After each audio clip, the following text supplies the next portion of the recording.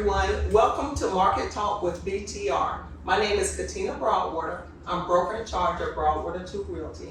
And today we have John Womack with Legacy Residential. Hello, John. Hey. Thank you for joining. Thanks for having me. Can we start off with you just telling us a little bit about yourself and your company? Sure.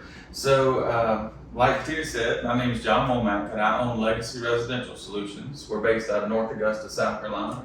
I've been doing inspections for about 10 years now, and I started just by myself as a one-man show, and we did a lot of marketing at the beginning, and it's just grown and grown and grown, and now I have myself, a full-time office manager, and 3 other home inspectors. Wow. And we used your services a lot here at Broadwater-Toole Realty. Yeah. We really appreciate you in the area. Yeah, we appreciate all the referrals that you send our way. Whether it's a home inspection or any other ancillary service, we do what we can. Thank you. So today we're going to just drill him on what does he do, what does he recommend, and I'm going to ask him some questions that my buyers and sellers ask me about home inspections. So we'll go ahead and kick it off. Okay. As a real estate broker, I always highly recommend a buyer do an inspection on a property. And it's because I don't know, I'm not licensed in that area, so I can't give any professional advice there. So I always tell them, make sure you get an inspection. It's not required, but I strongly recommend it. What is the typical cost? So the typical cost for our home inspection services averages about $375. Of course, that does vary with the square footage of the home. Some companies will charge different rates, whether it's on a slab or a crawl space, or the city or the distance away.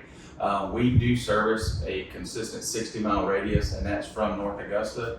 But we have gone to Columbia and Orangeburg and further south and up north towards Greenwood without charging any extra. Wow. And we don't charge any difference whether it is on the slab or a crawl space. Home inspection is a home inspection, no matter what type of foundation it has. Some of my buyers ask me, why should I get it? Because I'm going to have an appraisal anyway. Why do I need an inspection versus the appraisal? Why do I need both? So the easiest way to differentiate the two is think of it as the appraiser has the bank's best interest at heart. The home inspector has the buyer's best interest at heart. We're out there to educate and protect the buyer, whereas the appraiser is doing the same thing for the bank. And I don't think they look at it that way. No. I don't think they ever look at it that way. And that is also to say that the appraiser does not go as in depth as a home inspection will. Really? We do have a little bit of crossover, especially like things with safety and egress as far as getting inside and outside of a building, wood rot and things of that nature, and a little bit of structural integrity crossover. But they're mainly concerned with the life expectancy for the loan for the bank of the house. Whereas we want to make sure that the buyer knows what they're buying and any necessary repairs that need to be done beforehand.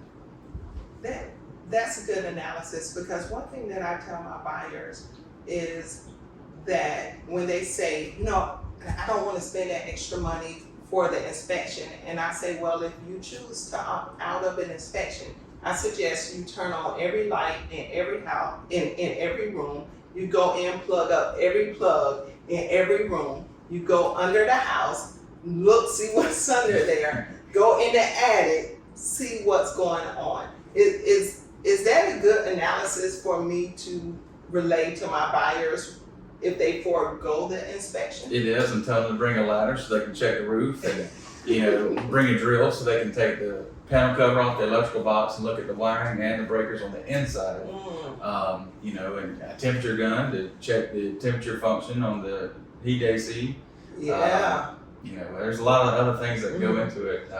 But yeah, they certainly can do it, but they accept all the as-is conditions. And one thing that I always find, and especially older houses, is the GFCI outlets. What is going on? Is that something that you come across a lot? So the rule of thumb is you can't hold an old house to a new standard, but there are indications where, say, an outlet is within 6 foot of a water source, like a sink.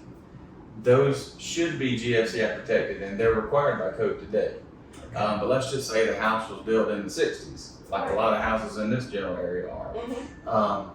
They're not going to have GFCI protection in the laundry room, in the bathrooms, in the kitchen, or outside for that matter. But when we see them, we point those out as observations and just let the buyers know, hey, there is no GFCI protection here. We recommend you, asking the seller to do it for you or get it done shortly thereafter.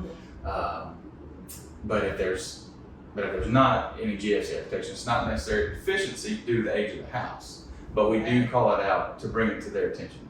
Okay.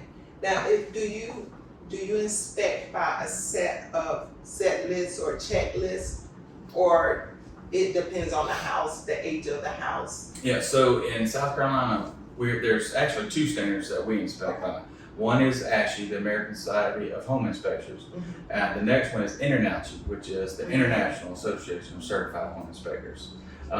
Their general SOP nearly matches up. There's some minor differences, very minor differences, but there is a certain standard of practice that we do have to follow for our home inspections.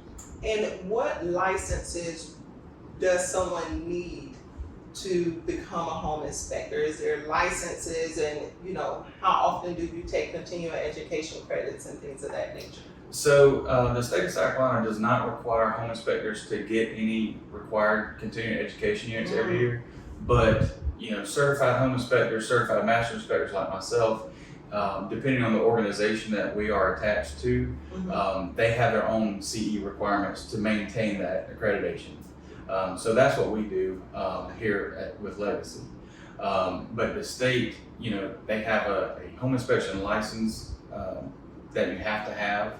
Now, to get that license or able to apply to get the license, there's certain schools you have to attend, a certain amount of hours of education, or you have to intern with a licensed professional architect, engineer, home inspector to be able to apply to take the test to get a license. Now, you said a word that may not stick out to anyone else, but sticks out to me, and that's master.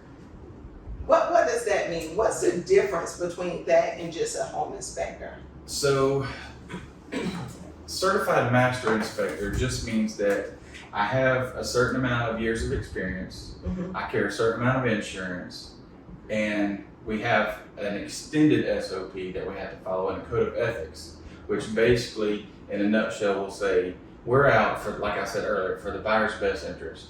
And it's an unbiased opinion based on the condition of the house on the day that we're there.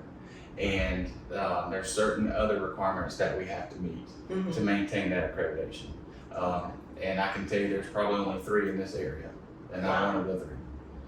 That makes me feel better because you're on my vendor list, and I do try to make sure that my vendor list, because you have to make me look good. If I give your name out to my buyers or my clients, then I want you to perform at the same standards that I hold myself to performing to. Right. So not only, do we inspect certain guidelines and SOPs, I started this when I first started the company when I was by myself, and everybody that comes to work for me, I say we're going to inspect every house as if you or your family member are going to buy the house, because I care about people. Right. I was a military trainer at one point in my life, so I have a teacher's heart, so I love to educate people just like we're doing this. Absolutely. Education is everything, especially when you're making such a big purchase. Yeah, and you didn't even bat an eye when I sent you get this random email from Broadwater-Toole Realty saying, hey, do you want to be on our podcast? And the first one, you're the first one. So one thing that Legacy does, and that we want to make sure that everyone else knows, is don't you do foundation inspections? We do, Yes. Especially as they relate to manufactured homes. Yes. We have a lot in this area, and certain loans require an engineer's foundation certification.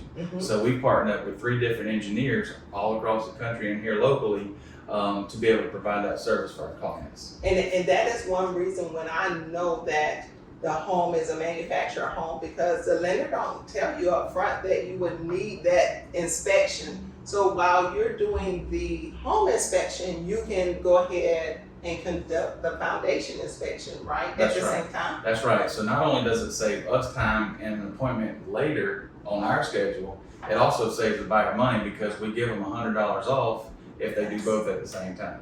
See, that's awesome. That's all awesome. So how long does a home inspection take? And do you want the buyer to be there or the seller? Does that matter? So on the average, it takes about an hour and a half to 2 hours. Of course, that also varies depending on the square footage of the home Yes. and what kind of condition it's in. Bad homes that have a lot of deferred maintenance and a lot of other issues take a lot longer. Right. There are occasions or a certain square foot threshold that if it reaches over that, we send 2 or more inspectors. So that also helps, for the same amount of man hours, but it shortens the time that everybody has to be there in their schedules, especially buyers that work and they have to take off work and they want to be there, which kind of leads back into that next question. We encourage buyers to be there. Like I said, it's a chance for us to not only meet them and develop their relationship, but to also educate them on what we see at the house. Or instead of them getting a report later and they see all this stuff, we can say, okay, these are your higher priority items, and we can show them in person what we saw and why we wrote it up. What is not covered? What do you not look at during an inspection? So a home inspection is a non-invasive visual assessment on the day that we're there. So if we're only there for 2 hours, any mechanical component in anything can break, at the drop of a hat. So if it might be working fine while we're there, and then 2-3 hours later it could break, or next week, next month, next year. So we check everything that we can readily access without moving heavy furniture, a lot of objects, personal items, especially if it's an occupied house.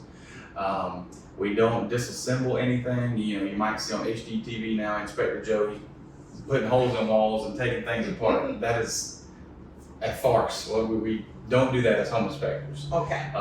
But we do check everything that we can readily access and see.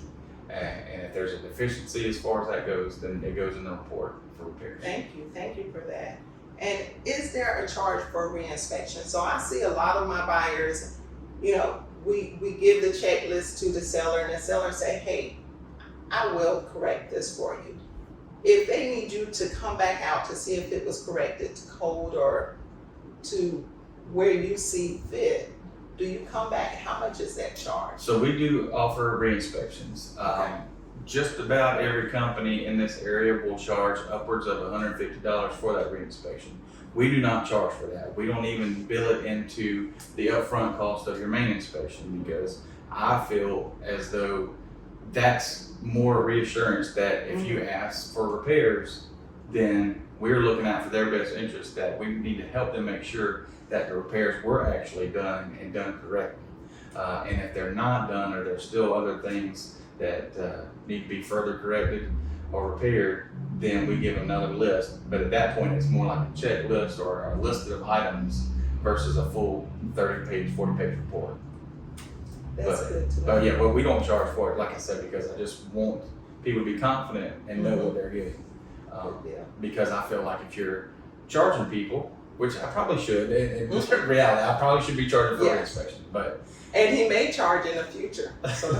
But they may be less likely to get that re-inspection. Right. And then they're just taking it on good faith that everything's right. That everything is right. Let's switch over to the seller for a minute. A seller is getting their house ready to go on the market for sale. What maintenance tips do you give to sellers to prepare? A lot of it is caulking and painting, especially not painting on the interior, but painting on the exterior. If you have exposed wood, peel and paint, go ahead and seal those up so they don't create wood rot later. Right. Sealing around, caulking around windows, doors on the exterior, that certainly helps. Changing your air filters, which should be done at least every 90 days anyway. Right. I changed mine yesterday and it was disgusting. So I'm still on the seller right now. So we go into a lot of houses and they have huge trees close up to the house. What have you seen? Do you see damage with plumbing, foundation issues when trees are up close to the house? Because some people like that. Right. And I do too. I'm all for, mature landscape. It just makes the house look better and so on. So when we see a larger diameter tree, typically 6 inches or larger, within 6 feet of the foundation or 6 feet of the home, we put that in the report as an observation. But when they're that close, you don't want to cut the tree down or kill the tree, because as the roots die, then the soil compresses, and then that can affect the foundation of the house and lead to sediment cracks and other issues. So it's best if it's within 6 feet in a large diameter tree with a large root system, say for a southern magnolia. You want to leave it there, but keep an eye on it, keep the limbs trimmed off the roof and the house, but you don't want to kill it or cut it down, because we don't want it to cause issues later. Now, as far as, you made a comment about the plumbing. Now, if we see a tree, in the middle of the yard, front yard, backyard, I have seen instances where those root systems can affect the plumbing system, or the drain lines. So what we don't do, because we can't readily assess that drain line that's in the ground, we will make a note that it needs to be cambered by a licensed plumber. And basically they check the line from the house out to the street, or if it has a septic tank, get a septic tank inspection, just to make sure, those components are still intact with no damage. That's good advice. That's very good advice. So you're an inspector, and you just said something that made me go left. You would recommend, if you see something that could be a problem, to get it checked by a licensed professional. So that's whether it's an HVAC, septic, or whatever. It's important for everyone to know that you're an inspector. You may not hold a HVAC license, and I think some people expect you guys to be, hey, they know this stuff. Right. So, and that's a good point. I didn't even think about talking about that today. So home inspectors are kind of like a jack of all trades and a master of none. That's why when we see that there's potential issues with an HVAC system, or that we know that it hadn't been serviced in the last 12 months, that goes on the report as a recommended repair. And then we, as home inspectors, have to defer to the licensed individuals. If they, we write it up for service, the seller has a company come out, they provide a letter or receipt of service, and then shortly after closing, a day after closing, a year after closing, something happens with that unit. We didn't sign off on it and say it was good or service it. The certified licensed HVAC company did. Exactly. And that's with any repair that requires a tradesperson or a licensed tradesperson to do. We have to defer to that. If they want to sign off on, say, a GFCI outlet that I think is wrong or improperly wired or in the wrong place, if they sign off and say it's good, they have the license for the electrician. I don't. Absolutely. So you have to take that into consideration. And now that we're talking about scope of services, I know there's radon in this area. A lot of people, are worried about that. Is that one of your services? Do you do any radon inspections or any other inspections outside of structural and just regular home inspections? Sure. We do offer radon testing. It's a 48-hour test where we set the canisters out. Somebody from the office or the team goes back 40 hours later to pick them up. We overnight it to the lab, and then we have your results very quickly. Now, I will say, in the CSRA, Aiken is kind of like the hot spot for radon, if there was one. But in my research and other professionals and labs that I've talked to, it's got the name of a hotspot because not a lot of radon testing goes on around the CSRA. So it could be a little higher in, say, Augusta or Evans, or maybe the same level as Aiken. But for whatever reason, Aiken County seems to get tested more than other areas. Always. That's something they read online, and they immediately say, hey, I don't want to move there because they have a high degree of radon in the area. Yeah, but when we say high, let's just say, to make it easy, let's say the scale was 0 to 10. Aiken is probably like a 4. And the threshold, the federal threshold, let's just say would be an 8. So to say Aiken is a hotspot or has elevated radon, if you take away the testing bias that's not being done elsewhere, it's still under the federal limits. That's being good that to it's still safe. That's good to know. Yeah. So now, I'm going to kind of give it over to you. What do you want people to know about your services, your company? One thing I love about your company, you just pop up at our door. You're always bringing treats, information for us to share.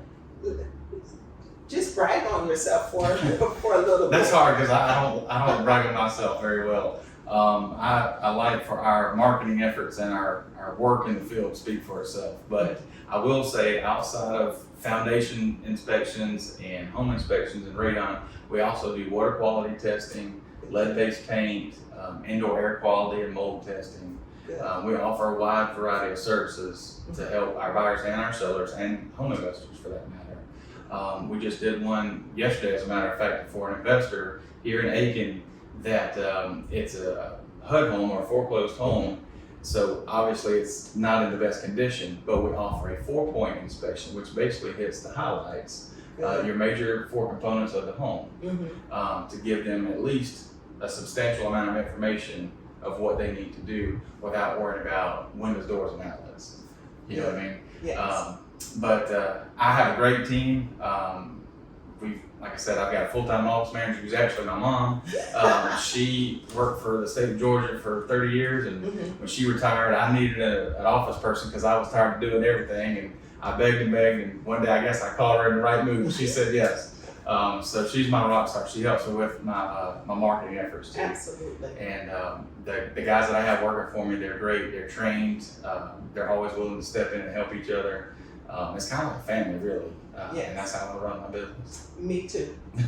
And now you've had it. You've had Market Talk with BTR and Legacy Residential.